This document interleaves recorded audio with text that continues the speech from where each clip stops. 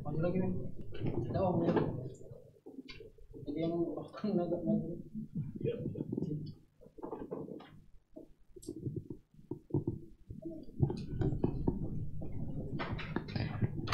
Masker tetap dipakai ya. Memakai masker keutamanya bersihin kena dewe.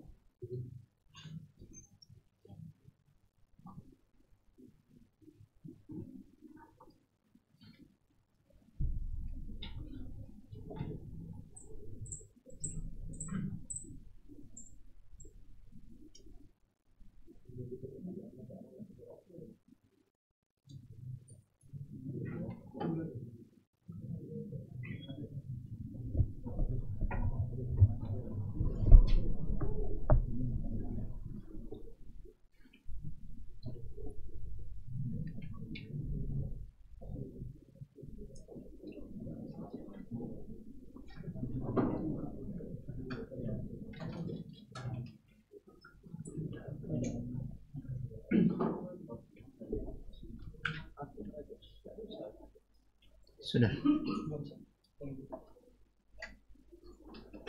Jengok-jengok yang ada yang mau lading.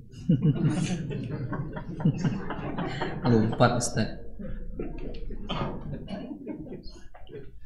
Assalamualaikum warahmatullahi wabarakatuh. Para pemirsa dan pendengar dari Roja Darussalam dimanapun berada, sebentar lagi kita akan menyimak kajian Islam Ilmiah Ahlus Sunnah wal Jamaah yang akan dibawakan oleh guru kita Ustaz Abu Hisham Akruddin LC. Dengan tema kita hari ini adalah dakwah kepada syahadat la ilaha illallah.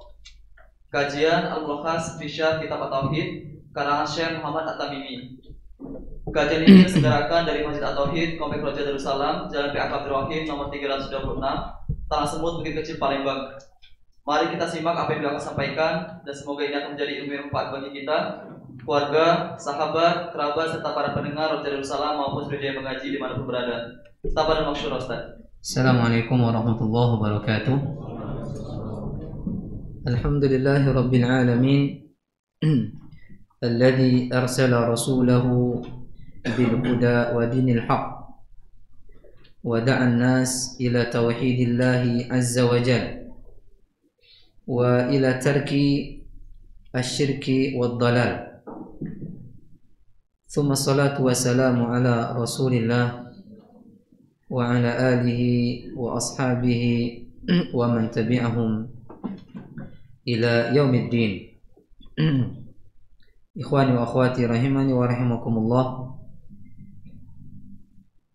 Kita langsung lanjutkan kajian kita setelah memuji Allah Subhanahu wa taala. Sekarang kita masuk ke bab berikutnya, bab yang kelima, yaitu bab ad-du'a atau bab ad-da'wah ila syahadati an la ilaha illallah. Bab ad-du'a, menyeru, berdakwah kepada penjelasan syahadat la ilaha illallah. Di antara kefakihan Syekh Muhammad At-Tamimi, beliau membuka bab kitab tauhid dengan hakikatut tauhid. Apa itu hakikat tauhid? Setelah itu menjelaskan bab fadlut tauhid, keutamaan tauhid. Kemudian menjelaskan keutamaan man haqqaqa tauhid, dakhala al-jannah bighairi hisab wala azab, yaitu orang-orang yang merealisasikan tauhid masuk surga tanpa hisab, tanpa azab. Kemudian beliau menjelaskan bahaya syirik. Setelah menjelaskan keutamaan tauhid, beliau menjelaskan bahaya syirik. Bab al-khawfi minasyirki. Bab hendaklah kita takut dari segala jenis kesyirikan.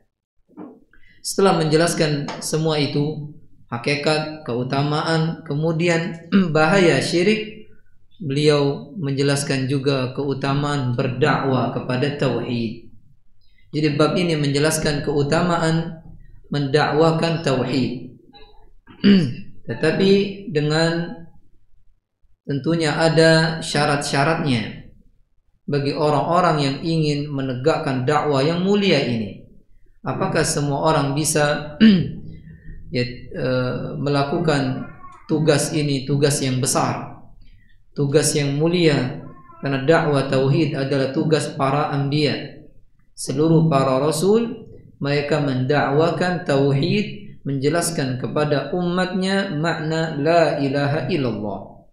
Penjelasan makna tiada ilah yang berhak diibadahi kecuali hanya Allah. Kenapa masih banyak di antara umat Islam yang tidak mengerti?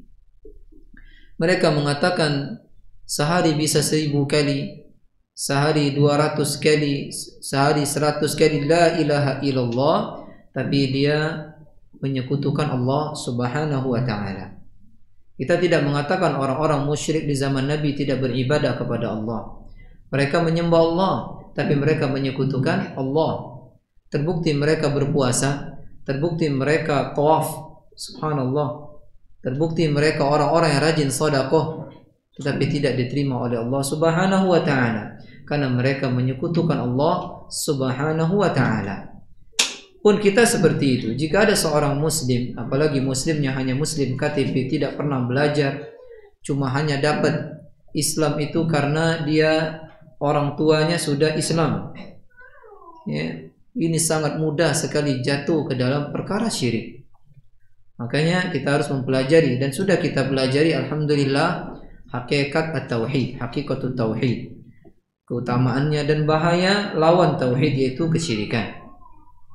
Allah Subhanahu wa ta'ala berfirman, qala al-muallif rahimahullahu ta'ala wa qaulillahi ta'ala di dalam surah Yusuf ayat 108, akhir-akhir surat Yusuf. Allah Subhanahu wa ta'ala berfirman, "Qul hadhihi sabili ad'u ila Allah 'ala basiratin ana wa man ittaba'ani wa subhanallah wa ma ana minal musyrikin." Subhanallah, wa ma ana minal musyrikin. Qul ini artinya katakan. Al-khitab ila Muhammad sallallahu alaihi wasallam. Al-khitab li Muhammad.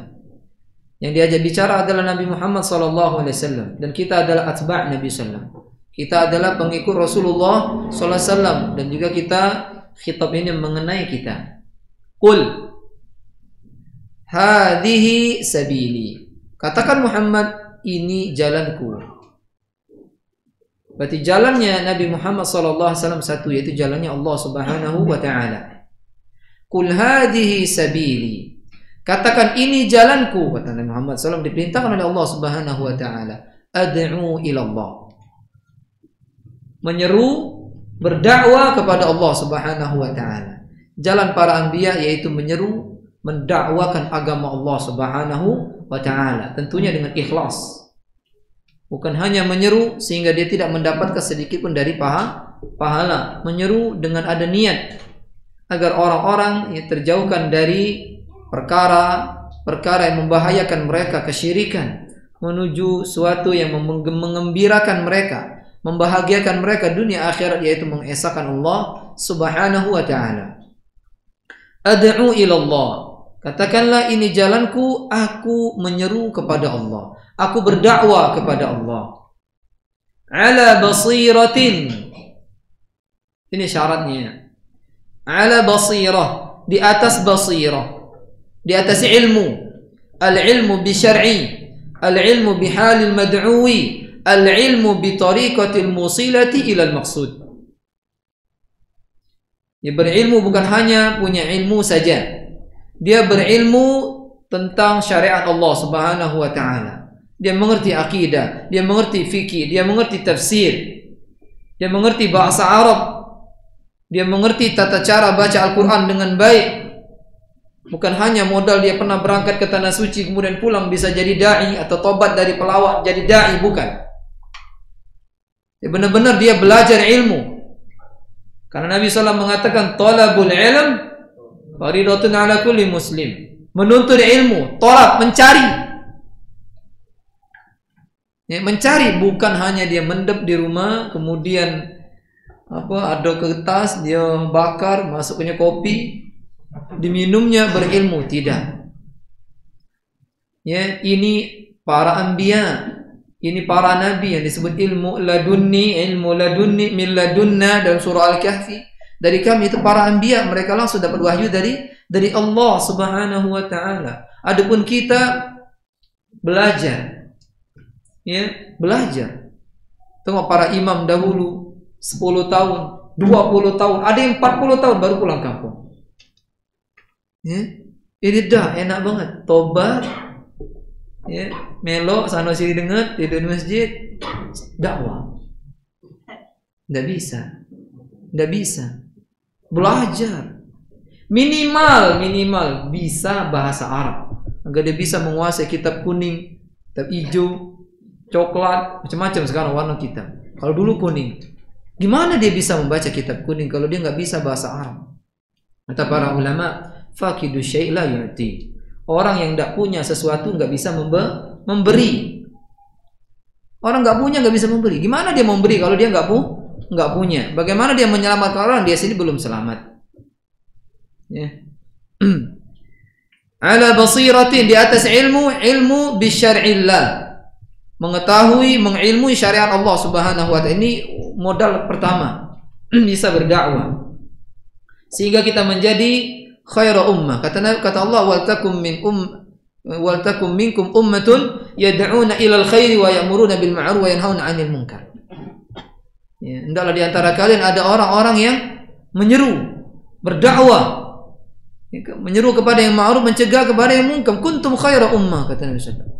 Kata Allah azza wajalla, kalian sebaik-baik umat yang dikeluarkan kepada manusia. Tentunya kata Allah, ala basirah, di atas ilmu. Pertama, ilmu menguasai syariat Allah Subhanahu wa taala. Yang kedua, al-ilmu bi ahwalil mad'u. Keadaan orang yang diceramai. Orang sedang mabuk diceramai, ibunya. Cabalah dia. Orang sedang mabuk, jelas-jelas mabuk. Dia tidak akan menerima dia. Dia harus mengetahui keadaan mad'u. Pergi ke dusun. Ya, pergi ke Kayu Agung situ. Di wong sekayu, ceramah bahasa sekayu, buya. Ini berarti orang ini tidak mengerti keadaan mad'u. Dia datang ke kampung berdakwah dengan bahasa anak-anak kampus misalnya. Tidak ngerti orang. Ya. Minimal, maksimal, dia di kampung ini. Mal-mal galau ini, bagi bangunan, ngemal. Nah, kan kacau itu. Jadi tergantung. Ya, seorang menimbang mana yang pantas buat mad'unya. Ya, bahasa anak kecil berbeda, bahasa anak yang sebaya berbeda, orang tua berbeda. Seperti itu. Ini harus dia pun mengilmui al-ilmu bi ahwalil mad'u. Kemudian yang ketiga, menguasai thariqahnya. Bagaimana menyampaikan dakwah kepada umat. Ini bagaimana menyampaikan dakwah kepada umat. Bisa lewat dakwah seperti ini, bisa juga lewat tulisan, ya, dan yang lainnya bisa dipakai sampai kepada yang dimaksud dari dakwah tersebut. Ala basiratin ana wa man ittaba'ani. Aku dan orang-orang yang mengikuti aku. Jadi aku dan orang-orang yang mengikuti aku ala basirah, harus di atas ilmu. Tidak boleh tidak berilmu. Khususnya di zaman kita sekarang penuh dengan syubhat. Seorang dai harus menguasai ilmu-ilmu tentang syubhat. Bagaimana tata cara membantah syubhat. Kalau orang menetapkan bahwasannya ya, Allah tidak di atas langit misalnya, dengan syubhatnya yang sangat banyak. Dan seorang yang tidak berilmu tidak akan bisa menjelaskan ini. Ya, bagaimana dia bisa membantah, bagaimana dia menjelaskan, sedangkan dia tidak menguasai dalil-dalilnya, tidak mengetahui Al-Qur'annya, tidak mengetahui hadis-hadisnya, tidak mengetahui ijma' para ulama'nya tentang bahwasanya Allah berada di atas langit. Bahkan dia bisa menjelaskan itu.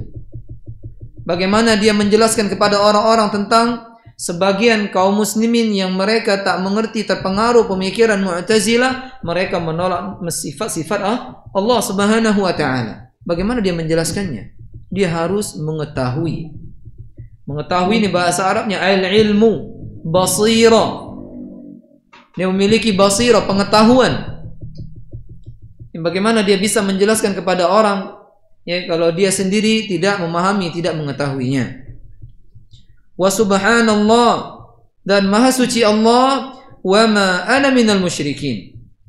Maha suci Allah dari segala apa yang disekutukan kepadanya. Allah maha suci dari segala sekutu. Wa ma ana minal musyrikin, dan aku tidak termasuk orang-orang musyrik. Ayat ini menjelaskan juga, ayat terakhir ini, yang bagian terakhir. Tidak cukup kita hanya menyatakan diri kita tidak menyekutukan Allah. Kita juga harus berlepas diri menjauhi orang-orang musyrik. Kata Nabi SAW, ya, Allah perintahkan, wa ma ana minal musyrikin. Aku tidak termasuk golongan orang musyrik. Jauhi. Jangan jadikan mereka teman. Jangan jadikan mereka sahabat, karena mereka sangat berbahaya. Terbukti paman Nabi SAW, Abu Talib, ya, mungkin dia menemani Nabi berdakwah, membela Nabi SAW 30 tahunan lebih dia membela Nabi SAW berdakwah, tapi disebabkan teman. Ya, siapa nama temannya? Abu Jahal. Satu lagi? Bukan, bola pamannya. Ya, siapa? Nah, bahasanya. Bayangkan di akhir hayatnya Abu Talib yang sangat meyakini kebenaran dakwah Nabi Muhammad SAW, tapi pengaruh teman. Bayangkan puluhan tahun membela dakwah Nabi SAW disebabkan temannya. Kata Nabi SAW, wahai pamanku, qul la ilaha illallah kalimatan uhajju laka indallahi yaumal qiyamah. Wahai pamanku, ucapkan kalimat la ilaha illallah, satu kalimat yang aku akan berargumen, beralasan di depan Allah untuk membela dirimu. Lalu Abu Jahal dengan temannya tadi mengatakan, satu kalimat yang aku akan berargumen. Nah, tahu. Ya. Lalu Abu Jahal dan temannya tadi mengatakan, wahai Abu Talib, apakah engkau ingin meninggalkan agama nenek moyangmu? Nabi ulangi, mereka berdua ngulangi lagi pula. Akhirnya Abu Talib meninggal dalam keadaan menyekutukan Allah Subhanahu wa taala. Bahaya teman. Benar sabda Nabi sallallahu alaihi wasallam, al-mar'u ala dini khalili. Teman tergantung agama teman. Seorang teman tergantung agama seorang teman. Jika agama temannya baik, bagus, baik juga dia. Jika temannya berpemahaman sesat, dia pun ikut akan sesat. Seperti itu. Maka perhatikan teman kita. Jika kita berteman dengan orang yang ngebom, melok ngebom. Kalau kita berteman dengan orang yang geleng-geleng kepalanya, itu kita melok meleng-meleng pula. Seperti itu. Yang tergantung teman-teman kita. Apalagi teman yang sangat vokal dalam berbicara akan mewarnai dirimu secara sempurna. Bahkan menyebabkan dirimu berubah dari yang nggak paham menjadi paham, tapi pahamnya pemikiran dia. Bahkan bisa merubah pemahamanmu yang telah engkau pahami selama ini. Hati-hati yang disebut dengan syubhat. Syahwat merusak dunia seseorang, syubhat merusak agama seseorang. Hati-hati, rusak agama lebih parah daripada rusak dunia, tapi dua-duanya mengantarkan ke dalam neraka. Kemudian beliau rahimahullahu taala membawakan hadis Nabi SAW dalam bab ini tentang bab dakwah kepada syahadat alla ilaha illallah dari Ibnu Abbas radhiyallahu anhuma, sepupunya Rasulullah sallallahu alaihi wasallam, ya, bahwasanya Rasulullah sallallahu alaihi wasallam lamma ba'atha Mu'adzan ila Yaman. Ya, jadi Ibnu Abbas menceritakan kepada kita bahwasanya Nabi dahulu pernah mengutus seorang sahabat yang bernama Mu'adz. Mu'adz ini ulamanya para sahabat. Ya, beliau muda tapi karena sudah alim dijadikan orang yang dikirim Nabi sallallahu alaihi wasallam. Ya, jadi disyariatkan kita mengirim duat, mengirim dai ke sebuah tempat daerah yang di situ banyak kesyirikan, banyak perkara-perkara yang tidak ada dicontoh dari Nabi SAW kirim. Misalnya pesantren mengirim dai ke sana, seperti yang dilakukan oleh negara Arab Saudi, setiap tahun mengirim dai-dai ke daerah-daerah yang di situ notabene beragama non muslim. Kita harus banyak berterima kasih ya, kepada orang-orang yang telah berbuat baik. Ya, kita berterima kasih kepada mereka yang semangat sekali menyebarkan dakwah di bumi Nusantara ini. Kita doakan mudah-mudahan negaranya senantiasa dijaga oleh Allah Azza wa Jalla dari segala fitnah yang menyambar. Nah sekarang subhanallah ya, fitnah menyambar banget di sana, kita doakan. Ya, kita doakan khususnya negeri Haramain, Madinah dan Makkatul Mukarramah. Tatkala Nabi SAW mengutus Mu'adz ke negeri Yaman, makanya kan ya, diutus seperti itu, ya, tidak diupah, tidak digaji, dikirim ke Yaman sana. Alangkah jauhnya dari Madinah ke Yaman. Dulu kendaraannya tidak katik pesawat, tidak katik mobil, katik motor, kalaupun ada paling motor-motor zaman bahala dulu, ya kan, tidak katik. Subhanallah. Jadi kalau kita mengeluh dakwah sekarang, ya, tidak dibuat ke kopi misalnya, mana kopi tadi? Ya. Apa kecil-perciannya misalnya, jangan, tidak boleh seperti itu. Dakwah ikhlaskan karena Allah Azza wa Jalla. Ya, ikhlaskan karena Allah Azza wa Jalla. Kalau kita menguasai sesuatu bab ilmu dan kita paham, dakwahkan. Khususnya mendakwakan tauhid, dan tauhid harus paham semuanya. Tidak ada masalah tauhid yang awam, harus jadi orang alim semua. Kalau kita awam dalam masalah tauhid, finnar. Ya. Barang siapa yang awam dalam masalah tauhid, fahuwa finnar. Tidak boleh kita gagal dalam masalah tauhid. Berarti wajib mempelajari tauhid. Harus mengerti mana-mana saja yang syirik, mana yang tidak. Ya, ini bukan main trombol ini. Bukan main biliar ini, masuk tidak masuk. Kalau ini masuk dan neraka, kalau idahnya harus mengerti. Ya, harus mengerti benar-benar tauhid. Jika tidak, subhanallah, tidak akan lagi kita bisa bertemu dengan sanak famili kita di sana untuk selama-lamanya. Ya, perhatikan, pahami, ikuti terus kajian tentang tauhid dari awal sampai akhir. Ya, tidak sempat ikut buka ini YouTube tentang tauhid dan ajarkan kepada ya diri kita, anak-anak kita, keluarga kita, terutama kedua orang tua kita. Qala lahu, lalu Nabi SAW mengatakan kepada Mu'adz, innaka ta'ti qauman min ahli kitab. Dengarkan sabda Nabi, wahai Mu'adz, sesungguhnya engkau akan mendatangi di Yaman sana kaum yang mereka ahli kitab. Apa maksud dari perkataan Nabi SAW? Maksudnya beda ahli kitab dengan orang awam.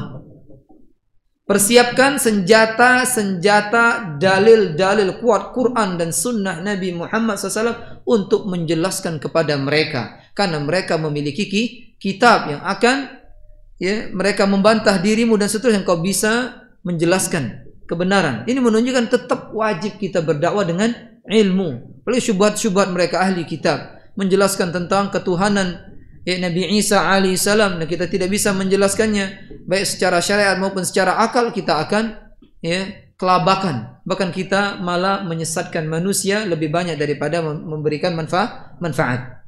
Innaka ta'ti qauman min ahli kitab. Bahkan Allah Subhanahu wa taala menjelaskan kepada kita, menebat ahli kitab tidak boleh dengan cara yang baik. Tidak boleh. Berarti dengan cara yang jahat. Kata Allah, wajadilhum billati hiya ahsan. Ini kalau kita nggak ngerti, kau ini nyembah patung, nih kau marah-marah gara-gara dengar ceramah. Tidak boleh mendebat ahli kitab dengan cara yang baik. Jadi dengan cara yang apa? Kata Allah, billati hiya ahsan, dengan cara yang paling baik. Oleh kata dikirim Mu'adz ibn Jabal, sehingga nanti Yaman banyak yang beriman kepada Allah Subhanahu wa taala. Coba kalau dikirim yang buyan, apa ngajak bala belum? Dia ajak baik dah galak, subhanallah. Ya. Bayangkan Nabi Musa dan Nabi Harun berdakwah kepada siapa? Fir'aun yang mengaku Tuhan.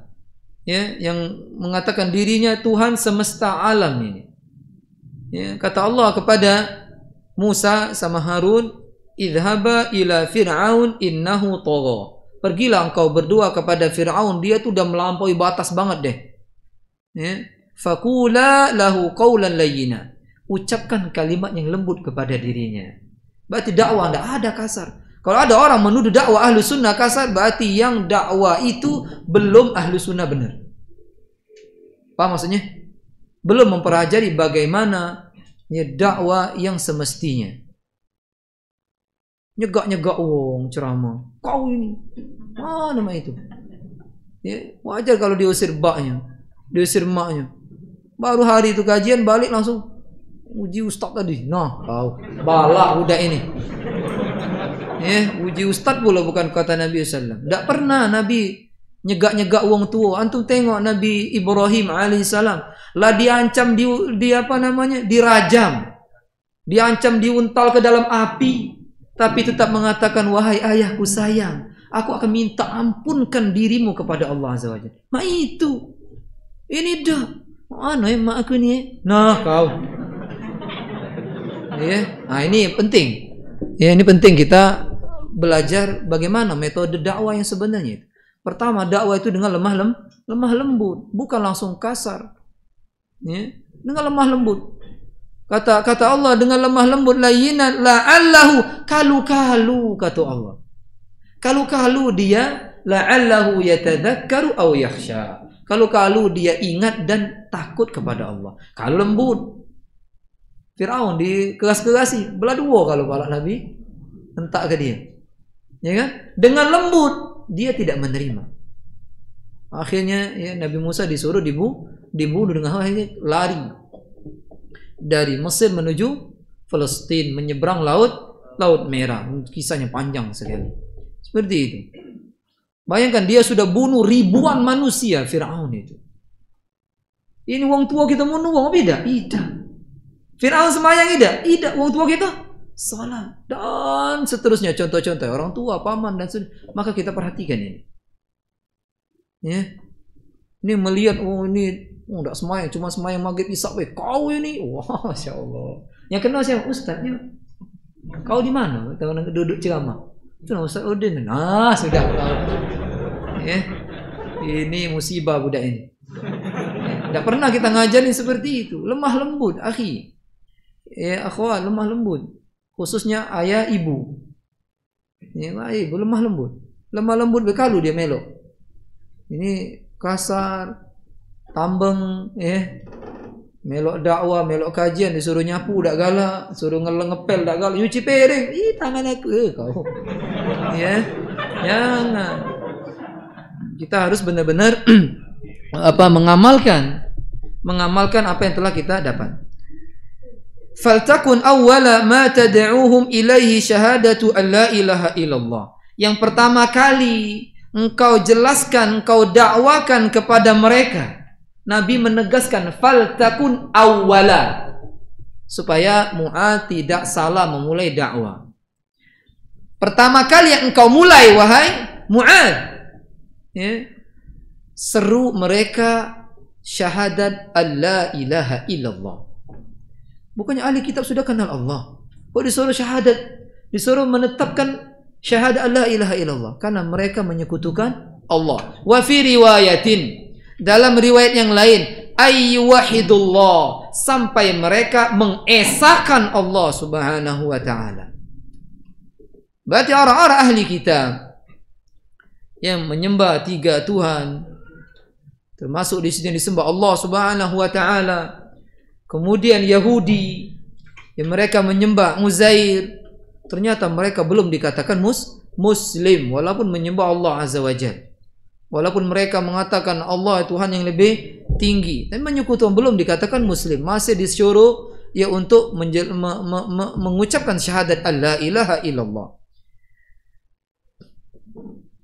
Fa inhum ata'uka lidzalik, jika mereka mentaati dirimu, mau mereka mentauhidkan Allah Subhanahu wa taala. Berarti pertama kali yang didakwakan mengesahkan Allah, menunjukkan amal yang lain jika tidak ada tauhid sia-sia.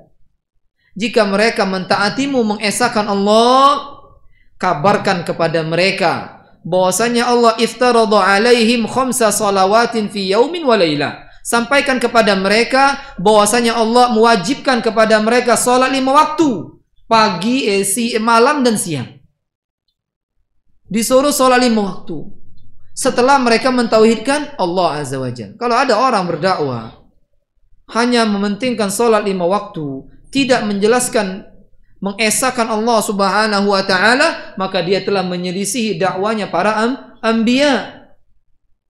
Yang mereka memulai dakwah yaitu qul la ilaha illallah. Katakan tiada ilah yang berhak diibadahi kecuali Allah Azza wa Jalla. Banyak sekarang orang mengaku muslim tapi mereka juga menyeru ya bahwasannya semua agama sama, tapi dia muslim katanya. Ya, ada lagi dirinya mengatakan dirinya muslim, dia mengatakan kita tidak boleh menyibukkan ngurusi agama orang lain. Hati-hati. Di antara pembatal keislaman, kita tidak mau atau tidak meyakini agama lain kufur. Hati-hati. Ini lagi ngetren ini sekte ini di Indonesia ini. Ya, kita ini harus toleransi. Dia toleransi mah itu. Ya, TKT toleransi mah itu.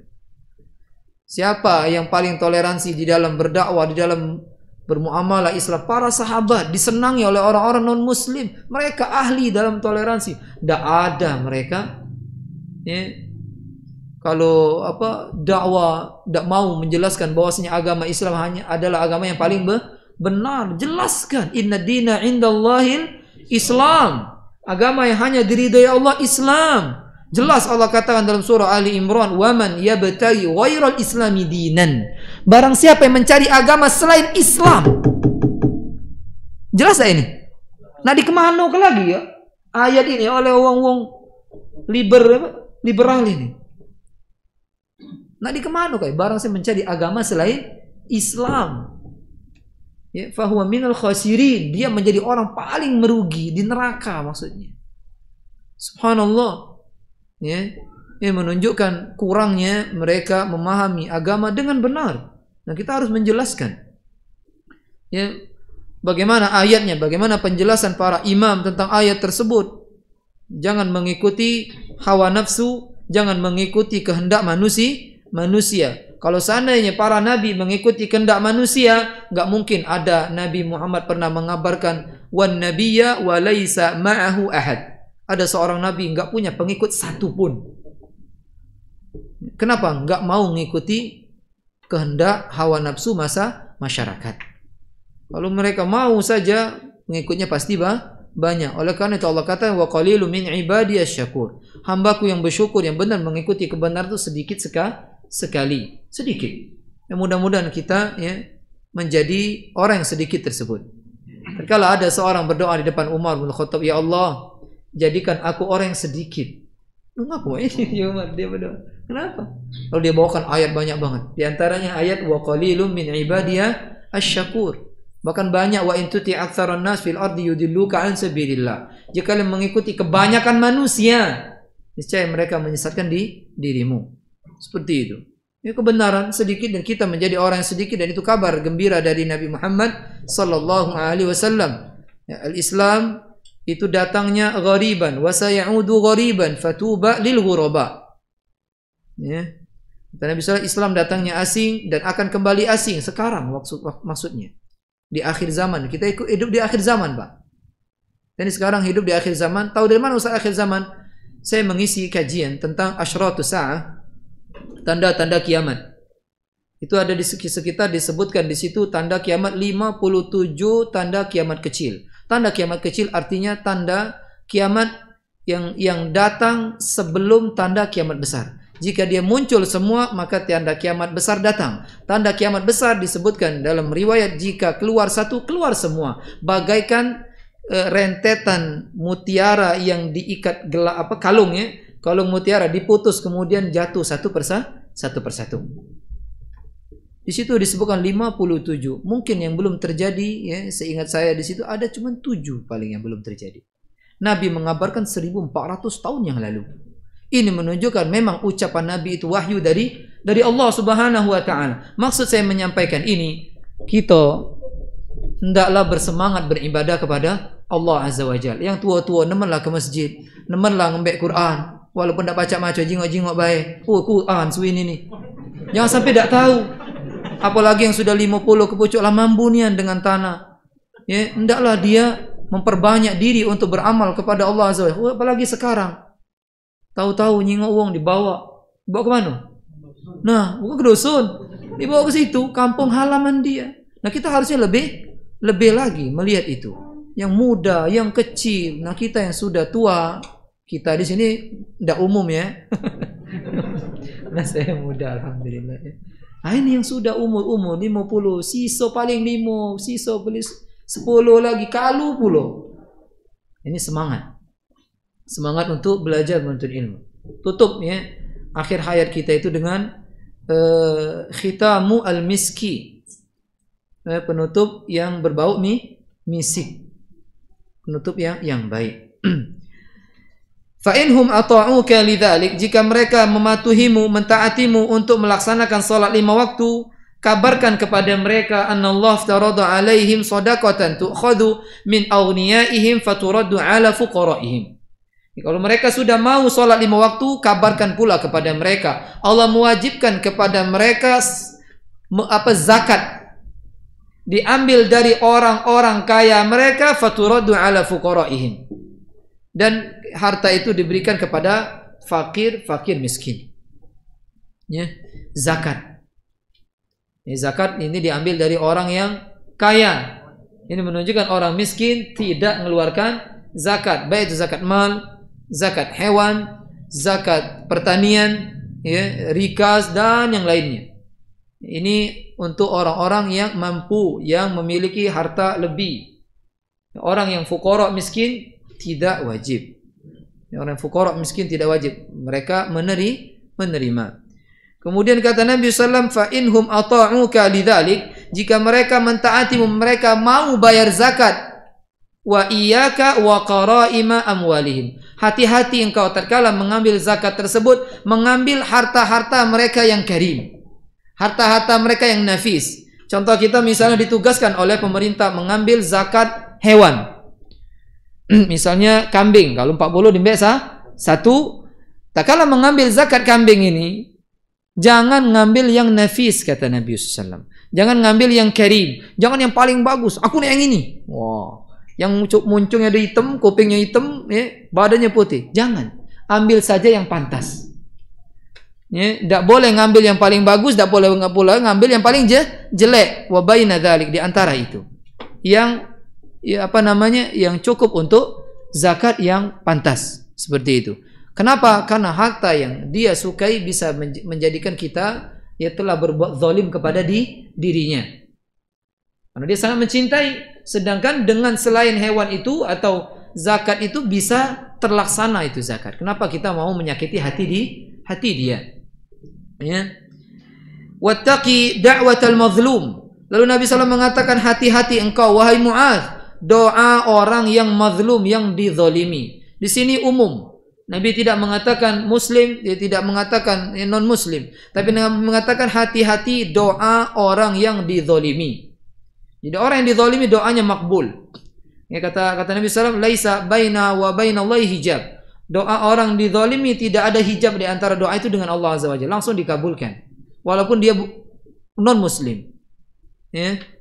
Allah pernah mengabulkan doa non-muslim tatkala mereka diterpa ombak yang besar. Ya.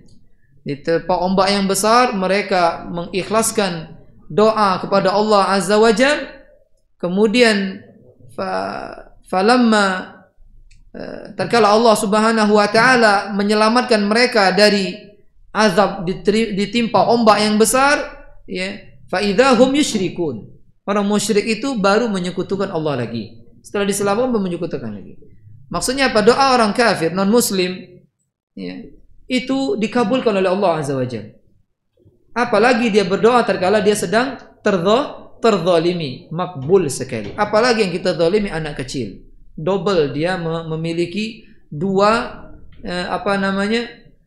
yang menyebabkan doa dia sangat makbul. Pertama, dia tidak berbuat dosa. Yang kedua, dia sedang dizalimi. Jangan kita menzalimi orang lain Kalau dia berdoa di dalam hatinya atau dia ngangkat tangan, kita tidak tahu, bisa jadi hidup kita akan sengsara untuk selama-lamanya walaupun engkau memiliki harta. Paham maksudnya? Ya, walaupun ente dikasih Allah kekayaan tapi engkau telah mendapatkan doa dia, engkau belum minta maaf, bisa jadi engkau akan sengsara. Di mana engkau dipersusah oleh Allah Azza wa Jalla untuk beramal soleh dan yang lainnya. Tidak bisa berbakti kepada kedua orang tua dan seterusnya. Hati-hati dakwah orang-orang yang zalim. Yang ngeri lagi kalau dia ngomong matilah kau, lantaklah kau, tombo mobil laju nih. Hati-hati dakwah orang yang zalim. Dan ini persaksian dari Nabi SAW. Tidak ada antara doa itu dengan Allah pembatas. Langsung itu. Tapi wallah alam saat aku pernah zalim, mungkin dia tidak doakan. Jangan kau pinta. Kalau pinta bertubnya ya. Fa innahu laisa baina wa baina Allah hijab, karena doa orang yang dizalimi tidak ada pembatasnya antara doa itu dengan Allah Subhanahu wa taala. Hadits riwayat al-Imam Bukhari dan Muslim. Insyaallah saya cuma ngambil satu pertanyaan saja. Langsung saja sekarang, habis sisa saya mau pamit ya. Nah, ada urusan ya. Ya. Satu saja yang nanya. Silakan yang mau nanya langsung satu aja. Kalau tidak ada alhamdulillah. Insyaallah ini kita lanjutkan babnya, masih ada satu hadis besok dan minggu depan babnya tetap sama karena ini bagus sekali pembahasannya. Kali ini tawarkan kepada jemaah yang bertanya. Ya. Kita cukupkan dengan doa kafaratul majlis. Subhanakallahumma wa bihamdika asyhadu an la ilaha illa anta astaghfiruka wa atubu ilaik. Assalamualaikum warahmatullahi wabarakatuh.